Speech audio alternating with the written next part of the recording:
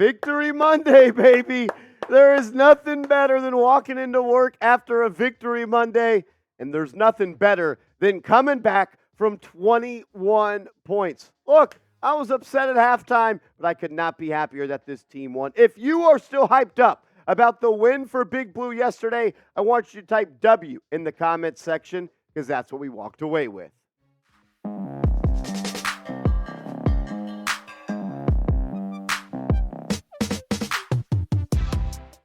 What's going on, everybody? You're watching New York Giants Now by Chat Sports. I am your host, Marshall Green. I appreciate everybody for taking time out of their busy schedule to rock and roll with us for a couple of minutes. We'll talk about Saquon Barkley and the latest news we have on him surrounding that ankle injury. We're going to touch on Daniel Jones. We'll talk about the offensive line, and we're going to recap yesterday's game a little bit. Giants 31, Cardinals 28. The Giants scored all 31 points in yesterday's game in the second half. I can't remember if that's ever happened. I couldn't find a stat if it ever did. I think it might be a first that the Giants ever did that. They also scored 24 unanswered points. Remember, first play of that third quarter, Daniel Jones uncorks a deep shot to Jalen Hyatt. They connect for 50 yards. They end up punching it in and scoring and cutting the lead to, I think, 14 at the time. I think it was 20-7, or I guess that's 13. I'm bad at math. Then the Cardinals go down and score again, and they did get the two-point conversion, and then Jones leads 3 straight scoring drives for this team, 24 unanswered points, and then Graham Gano hit the 34-yard game-winning field goal. That is the largest comeback win the New York Giants have had in the Super Bowl era. What a day it was for Brian Daboll and this team. The will, the fight, you got to respect it. Let's start with the news of the day, though, and that focuses in on number 26, Saquon Barkley. As we know, Barkley did leave the game in the fourth quarter with an ankle injury, just had a little inside zone action on a handoff, got rolled up on inside of a big little scrum or a little pile up, as I would like to call it. And it's unfortunate because I want to be happy. I want to be excited. But if number 26 is going to be out for a week, multiple weeks, not good news for this football team as they have a quick turnaround this Thursday night against the San Francisco 49ers. Jordan Renan of ESPN put this out this morning. Saquon Barkley's x-rays came back negative. There was some swelling, but not believed to be a fracture. Initial thinking, according to a source, was, quote, it's an ordinary sprain rather than a high ankle sprain. MRI this morning in Arizona to determine the severity and plus the potential time missed. If we get any news or info on Barkley, make sure you are subscribed because we're going to be putting out a video as soon as possible. I would expect, though, to probably hear about it tomorrow. I don't think Brian Daboll is going to talk about it today. Could be wrong, which leads me to say this. I doubt Saquon is going to play this Thursday. It's too quick of a turnaround. I've sprained my ankle. I'm sure you've sprained your ankle. Look, those things swell up the following morning, and it takes you about a week to get back to a comfortable position. And look, we're just regular old people. We're not NFL running backs, so I don't think that Saquon Barkley is going to end up playing this Thursday night against the San Francisco 49ers. And I'm not upset at that because you could look at it two different ways. It's going to be a tough win for the Giants no matter what, but the Giants would essentially have 15 days off from the Week 2 game against the Arizona Cardinals to the Week 4 game versus Seattle Seahawks. He could go all the way and rest until October 2nd because you get pretty much a week and a half off after you play a Thursday night game. He could sit out Week 3 and be ready to go 100% on the 2nd of October. We've seen that Saquon Barkley has sometimes struggled to be consistent as an injured. Let me rephrase that. He has been struggled in his career, I would say, to play with injuries. Has not produced at a level that Saquon does when he has been injured in the past. Look, he made big play after big play for the Giants yesterday. He was a key piece in that second half comeback. This was my favorite play of the day, though. Daniel Jones gets flushed out of the pocket, rolls to the right, hits Barkley in the flat. Barkley tiptoes the sideline, pylon dive, gets the Giants back in striking distance. I thought he finished the game really strong with some tough runs. Unfortunate, though, that it ended in an injury. Overall, really good day for Saquon Barkley. 2 total touchdowns, had 29 yards receiving on 6 catches, gave you 63 more yards on the ground. 63 plus 29. I'm kind of bad at math, but that's close to 100 all-purpose yards. Got you 2 tutties as well. proud of the way Barkley played, but if he is unable to go and do this next Thursday, look for the running back by committee to be implemented by Mike Kafka or Brian Dable if he's calling the plays. I'm not sure who is at this point, but you're going to have Matt Breida, Eric Gray, and Gary Brightwell as the three backs. They're going to have to shoulder the load for the Giants as they roll into San Francisco and try to pull off an early season update, potentially, without the former number 2 overall pick, Saquon Barkley. Show him some love, though. Saquon, man, one of my favorite players on this team. Sucks that the injury bug has come yet once again. Hoping it's just a sprain. Maybe he misses one game and he's ready to rock and roll week 4. Type his jersey, though, number 26, down in the comment section. Show him some love. Type those 26s down below. We're going to dive deeper into Daniel Jones coming up in just a second, but I want to start off with this.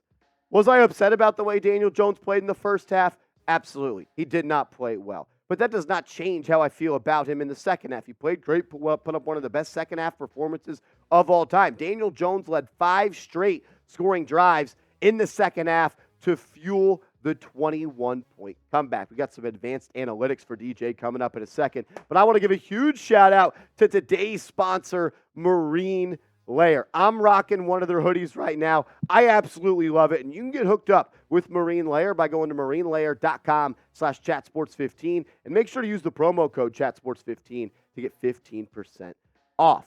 It's official. I found the softest hoodies and t-shirts mankind has ever made. Imagine the softest thing you've ever touched, then times that by 1,000. And that's what you got right here with the gear that Marine Layer gave us. It's awesome. You're going to love it. I promise. It's the go-to brand for great fitting and stylish closet staples. It's based out of California. Marine Layer clothes are that perfect mix of laid-back style that also looks and feels premium. I love their in-between sizes. If you've ever been shopping online and you're like, I don't know if I'm a large, I don't know if I'm an XL, they have these in-between sizes, and that's awesome for me, and it worked out really well when I got hooked up with the vintage heavy slub hoodie in India ink. I love this hoodie, 1, because it fits perfectly, but 2, it's not extremely heavy to where if I want to wear it in the morning on my morning walks, I'm feeling good. But if I want to stay warmer at nighttime, it's a good nighttime hoodie as well. Get hooked up with them, marinelayer.com/chatsports15. Get 15% off your order when you use the promo code chatsports15. Whether you're going on a date, the office, or keeping it casual while watching sports with the homies, or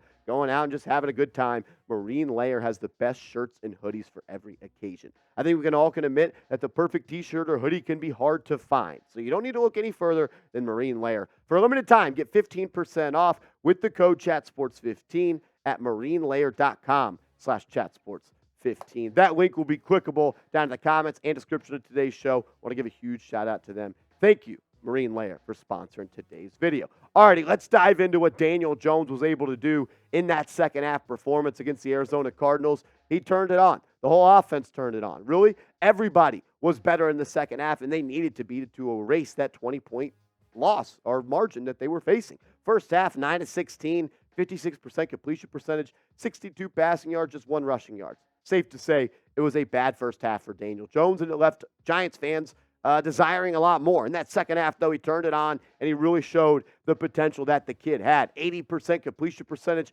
259 yards through the air, added another 58 yards on the deck, and 3 total touchdowns, 2 through the air, 1 on the ground. And it all started with that shot play that Daniel Jones took to Jalen Hyatt. We'll talk about Hyatt more later on in the week, but Jones was great, man. Gave his guy a shot. And I even liked the second completion Jones had to Hyatt, where he put it up on the top deck and the rookie climbed the ladder to go get the ball out of the air. Well, thought this was really important as well. Daniel Jones in play action yesterday absolutely thrived, specifically in the second half. In the second half on play action, Daniel Jones was 13 of 15 for 229 yards. And I also love that when he pushed the ball down the field, when he threw the ball and really put something behind it, he was pretty dang accurate for the most part. On throws where the ball traveled more than 10 yards in the air, Jones was 8 of 13. Did he underthrow Darius Slayton one time? Yes. Could he put it out a little bit more for Jalen Hyatt? He would have scored? Yes. Could he kept Darius Slayton in the play of field and not let him out of bounds? Yes. But the man was surgical in that second half. Daniel Jones is the only quarterback to ever throw for over 250 yards, rush for over 50 yards, throw for 2 touchdowns, rush for a touchdown, and not turn the ball over in a half. Jones was special yesterday. He made me eat my words that I was saying in the first half, and I don't care because all I care about is this team winning. So let's clap it up for Daniel Jones. Clap it up for DJ. Dude showed up, put his freaking nuts on the table, and found a way for the Giants to pull out a dub. Number 8, proud of you, my man. Very, very proud of you. Also, the makeshift offensive line showed up, and you knew with Andrew Thomas out and Mark Glowinski being benched at that right guard spot, they were going to have to get it done. And they did. I mean, it's a bunch of young players on this team. Joshua Ezeudu, second-year player. You had John Michael Schmitz, a rookie. Marcus McKethan, a second-year player. And Evan Neal, a second-year player. That's 4 players that started for the Giants yesterday. They don't have much experience in this league. Look how they did in the pass blocking department. Joshua Ezeudu had a pass block win rate of 89.7. That ranks 21st among all tackles that played this past Sunday. Mark Glowinski filled in for Ben Bredesen, who left the game due to a concussion. We'll continue to monitor that one, but I expect him to be out this Thursday. He actually was decent-ish in those snaps. 93.8% pass block win rate, 18th. That this man right here, the rookie, John Michael Schmitz, have a day. Finally, Giants fans, we have a good center, and it's JMS, tied for the best pass block win rate amongst all offensive linemen, and then Marcus McKethan and Evan Neal. I thought Evan Neal had some plays where he could have done better, could have looked for more work, but overall, 15th best out of all offensive tackles in week 1. Proud of the way he played, and I'm interested to see if they keep Marcus McKethan in this lineup once Andrew Thomas comes back, because I could see Josh Ezeudu going to left guard and McKethan at right guard. Going to be interesting to see what Dable and Kafka cook up. Let's do this, though. If you're proud of the fight this Giants team showed today, not today, game was yesterday. If you're proud of the fight this team showed, hit that thumbs up icon right now. Like the video. I know I am. I was upset at halftime. I'm sure all of you guys. And if you're not, you're crazy because they were playing like dog poop. 60-0 in the first game and a half. But it doesn't matter. We're 1-1, and we're on to San Francisco. Hit that thumbs up icon right now. Wanted to take a quick look at these Pro Football Focus grades for the Giants exiting week 1. Dexter Lawrence on the defensive side of the ball graded out the highest at 86.5. What's crazy to me is, though, he only played in 46 snaps. So less than 70%, I believe, for Dexter Lawrence. He wasn't on the field a couple of times on those touchdowns for the Arizona Cardinals. I know that they want to lower the usage of Dexter Lawrence, but I thought that it was interesting the way that they did use him. Isaiah Simmons, only 13 snaps, and he played damn great, 86.4 overall, and got an 84.8 coverage grade, as well as a 75.5 tackling grade. His athleticism and speed, and especially closing speed, pops to me. He needs to be a little bit better. Trey Hawkins had a good game. Leonard Williams, only 38 snaps. O'Shane Zimenez had a good great game, according to Pro Football Focus. Micah McFadden, I thought, left a lot of tackles on the field. He missed a couple. Kayvon Thibodeau didn't do much either, 52.4. Let's switch to the offense here.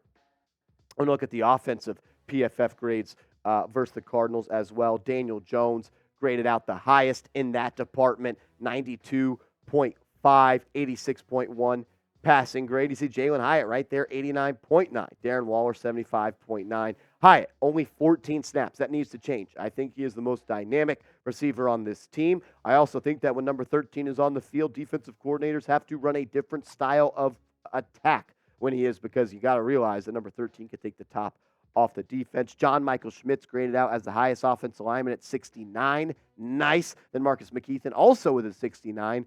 Double nice. Then you get Mark Glowinski. He graded out a 66. Josh Ezeudu, a 65. Bredesen, before he got hurt, a 63. Evan Neal, the worst of them all, though, 45.9. Shout out to PFF for putting in the work for us on that one.